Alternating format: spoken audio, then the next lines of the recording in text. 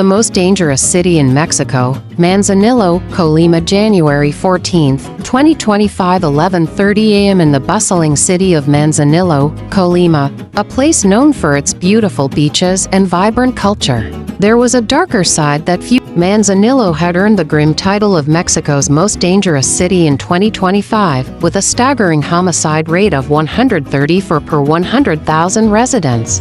In the heart of the city, a young journalist named Sofia was determined to uncover the truth behind the violence. She knew that the drug cartels had a strong hold on the city, but she believed that the people of Manzanillo deserved to live in peace. Armed with her notebook and camera, Sofia ventured into the most dangerous neighborhoods, documenting the stories of those affected by the violence. She met families who had lost loved ones, business owners who lived in fear, and children who dreamed of a safer future. Despite the danger, Sofia's determination never wavered. Her stories began to gain attention, shedding light on the struggles of the people of Manzanillo. One poignant story was that of Maria, a mother who had lost her eldest son, Diego, to the violence.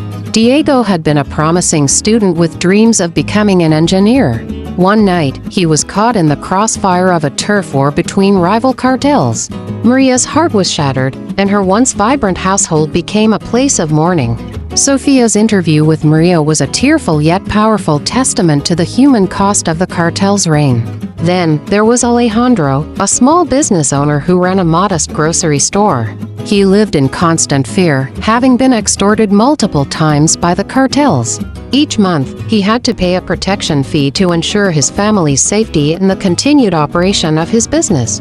Alejandro's story highlighted the pervasive grip the cartels had on the local economy and the courage it took to simply survive.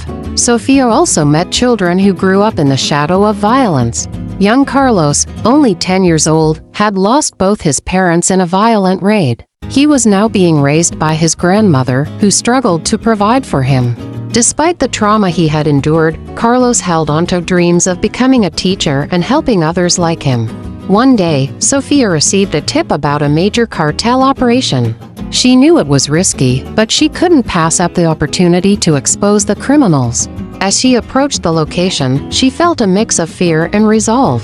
With her camera rolling, she captured footage of the cartel members in action.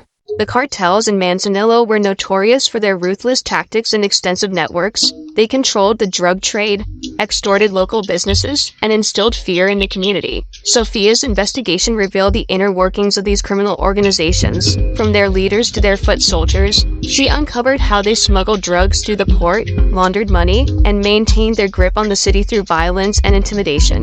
Her bravery paid off. The footage led to a major crackdown on the cartel, and the city began to see a glimmer of hope. Sofia's work inspired others to stand up against the violence, and slowly but surely, Manzanillo started to change. Sofia's stories began to resonate far beyond Manzanillo. National and international media picked up on her reports, and the plight of the city's residents gained widespread attention. NGOs and human rights organizations began to mobilize, providing support and resources to the affected communities. As the spotlight intensified, the government was pressured to take more decisive action. Law enforcement agencies, previously hamstrung by corruption and fear, received backing to launch comprehensive operations against the cartels. The combined efforts of local police, federal forces, and international partners led to significant breakthroughs. The crackdown was not without its challenges. The cartels fought back fiercely, and the city saw some of its darkest days during the confrontations. However, the unwavering resolve of the authorities and the community gradually began to turn the tide.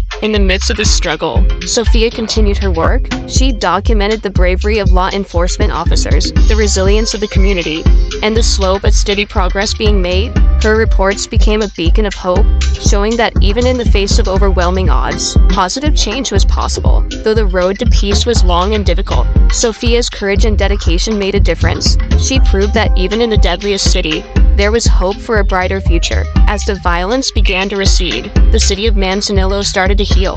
Families who had been torn apart found solace in support groups and community initiatives. Businesses that had been crippled by extortion began to thrive once again. Children who had grown up in fear started to dream of a future free from violence. Sophia's journey was far from over. She knew that the fight for justice and peace was ongoing, and she remained committed to her mission.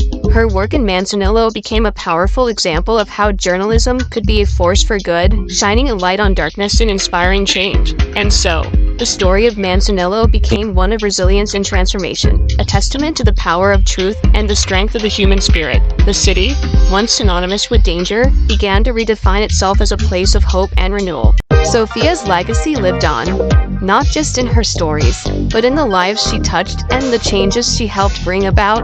Manzanillo, a city once gripped by fear, was now on a path to recovery, thanks to the bravery of its people, the tireless efforts of those who believe in a better future. I hope you enjoyed the video. Thank you for watching, and please subscribe to my channel for more awesome videos.